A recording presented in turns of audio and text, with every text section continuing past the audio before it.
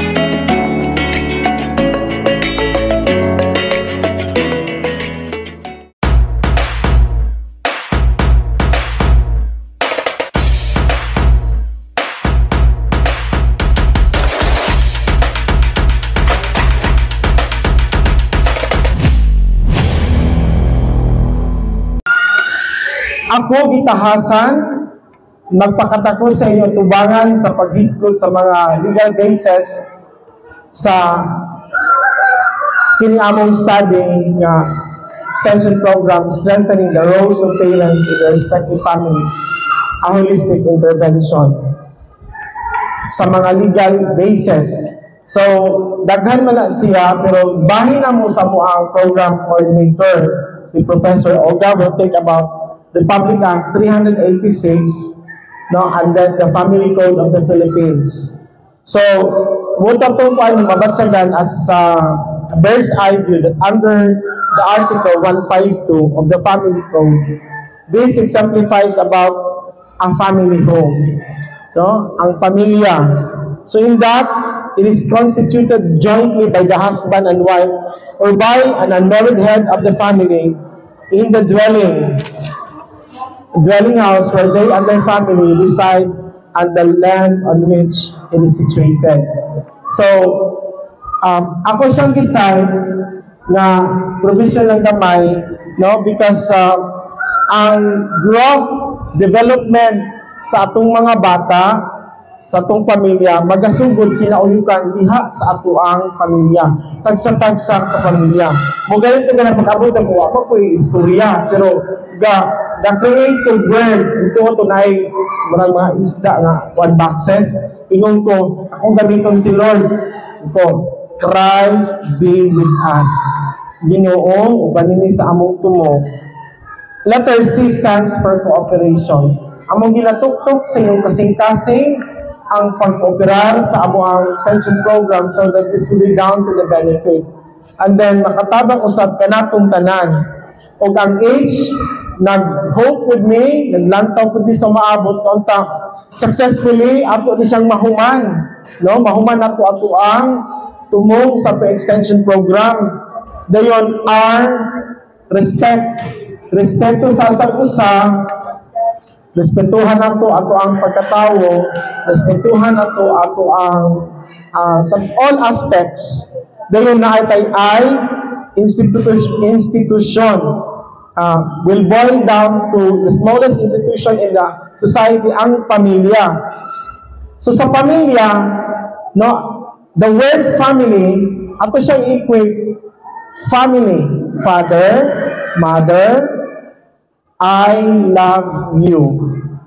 Kinauyukan ang mama, papa, mama, ug ang mga anak. So kami ako bisan dili ko ninyo, pero daghan ko og napahuman ng eskwela kaloy sa Ginoo ug na ako'y adopted.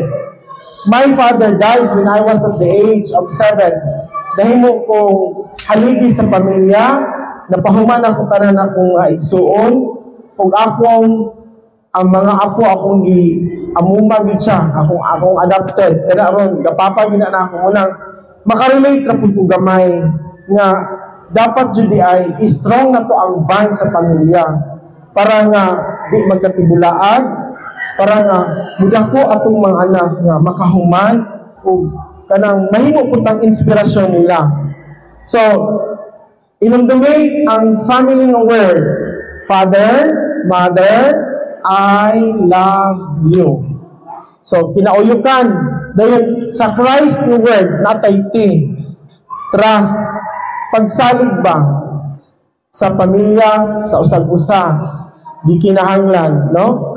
Be with us, benevolence, kanang magnanimity, kanang kasibot sa pagpanghatag, dili lang sa kwarta, kundi sa pagdahin o eksaktong oras tungod ug alang sa atong mga anak.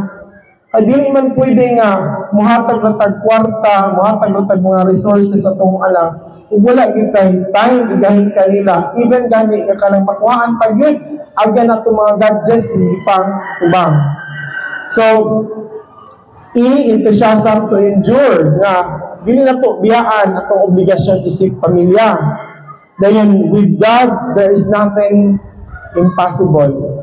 Ibutang din nato si Christ sa tunga para nga padayon kitang mulahutay sa tuang mga tumo o katuyuan ining kinabuhi. So, parents, naatay salient roles to play and duties towards our children's upbringing in the family, in shaping and in molding them of becoming good citizens in this country. Kay, kung dili nato siya ayun o panday atong pamilya, hungkag, mabuntag magig siya. So, kinahanglan ang pagpailubay, ang disiplina sa mga anak, ato gid siyang ipaimposar. Ako sa una, bisan nahimo na akong maestro, kasinatian. Nasinati na ako ng mabunalan ko kung mama. Maestro ko ha, na ko lisensya, gatrabaho na ko, pero nabunalan ko. Kay agi sa ako ang kalaagan. Kay trabaho ko sa ka eskwelahan, padulong dito dito dapit. Nagtrabaho ko, to be exact, sa SNAS. Iniguli na ako, mag-DJ na po ko. Bakit na po ko? DJ sa one of the stations in Dipolog City. Dayon, maulit man ko, kadaw sa iyong buntag, kay naglaan pa, kay nag-video kina. Ang inahan, di ay dili na katulog. Ginikanan, mangita, sumutong, bahalag na bunalan ko, kay ako gi-consider to nga disiplina o pagpamata na dili maayo lang dili mananghid. So akong take siya nga positive ang impact sa akong kinabuhi kay bisan na ito nakahuman lang ka wala nagpasabot nga nana nato ang tanan. Naay mga kahigayunan nga kita masayo ug naay mga kahigayunan nga kita dapat i-correct. Muna i-question kay biblical maguna siya sa Bible nga kung sayop siya, kabalo ka nga sayop, then dili mo siya i-correct, ikaw nga nakabalo, mas makasalapod ka. Amen? Amen. So muna kung badlongon, kita na ito, itong mga anak masipyap, dapat ato siya i-caution, badlongon yun. Na kana ako, taken from my mother, mura magud siya og si Gabriela sila, isip kayo, utong bunalan din ko, pero ako dito siyang i-take positively kay part of the discipline. So, ako, gitahasan, na ay mga Republic Acts din mga, pero ang kinauyukan yun, no, ang constitutional provision nga naa sa Article 2, Section 12. Usa na isulod ani. Ang sulod ani niya, mao ang pagproteher sa bata nga nadya sa taguangkan sa ginikanan o ang pagban sa tibok banay sa pamilya nga ang pamilya isa ka sagrado nga institusyon. So muna nga diya sa pamilya ato yung ipanday ang mga maayong mga pagtulunan sa itong mga anak para nga mag-grow sila nga mamaayo o makahuman sa ilaang mga gitinguha sa kinabuhi nga makahuman og kurso. So, natay 1962 kaning Violence Against Women and Children Act. Ako siyang hisgutan niya saysay sa Binisaya. Credits to the owner, sila ni Ma'am Oga maoy naghanay sa Binisaya nga pamaagi nga ako siyang gamiton karon. Daghang salamat ma'am sa maong PowerPoint. Labi-labi ang pagdama nga gabilan si Sir Jem. No? Salamat sa pagtabang sir. So, laing nga kananaang legal basis ato ang katuyuan mao kining Article 2 Section 13 sa Constitution on the vital role of the youth. Ang mga kabatan-una nato, dili sila ka-perform silang mga role sa kinabuhi kung sa gamay pa sila wala nakaaging eksaktong mga pagtulunan ng training sa mga ginikanan. Busa nga ako lang siyang tidbit sa mga kabasihanan pagtulunan, ako lang siyang butang nyo appeal dire. Then natay Section 14 sa Article 2. This is about recognition of the role of women in nation building, equality of women. Constitution, Article 13, Section 14. Then napuntay ka ng battered woman syndrome, Magna Carta of Women.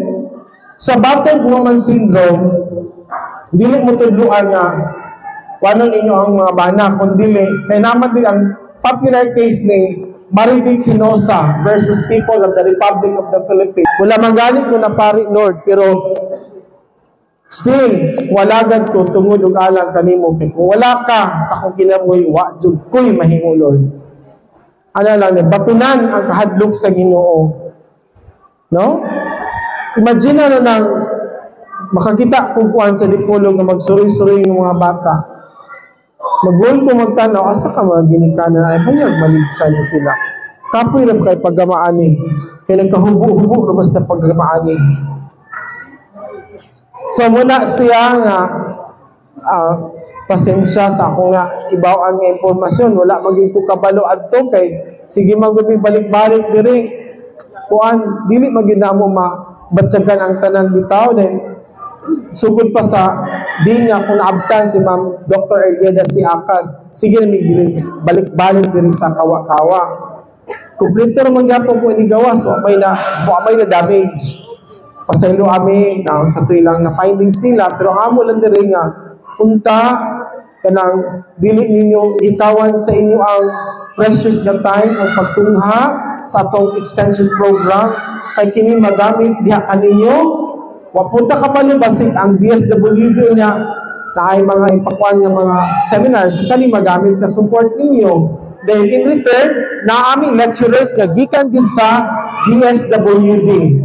So, please lang kami nagatugtog kaninyo nga unta mo tungha ra mo, mutabang mo, and then amo pag yung pinaka prayer sa inyo na during accreditation time, unta tabangan ninyo ang universidad.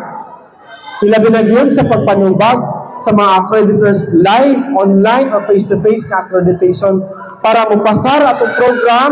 Matabangan na si Ma'am Olga as chairperson sa AB Political Science kadili ta mga hagbong sa accreditation. Kay our products then, pag mo-graduate sila na accredited ang program, murag 2 to 3 steps sila higher from other graduates of other state universities and colleges of the Philippines. Muna kami nagatugtog na naman yun ang atong universidad, natay free higher education tuition fees, no, mga eskwela inyong mga anak dito pag makapasar sila sa entrance exams. Tabangan na to ang universidad nga mulambo, nga mupasar sa mga future accreditation surveys, assessments, pinaagi sa itong tabang. Kaya in return, kami nga nasa universidad, di-commit sa among kaugalingon, labi na yun sa among extension programs, nga ipadayon ng pagsabwag ang edukasyon nga libre, no?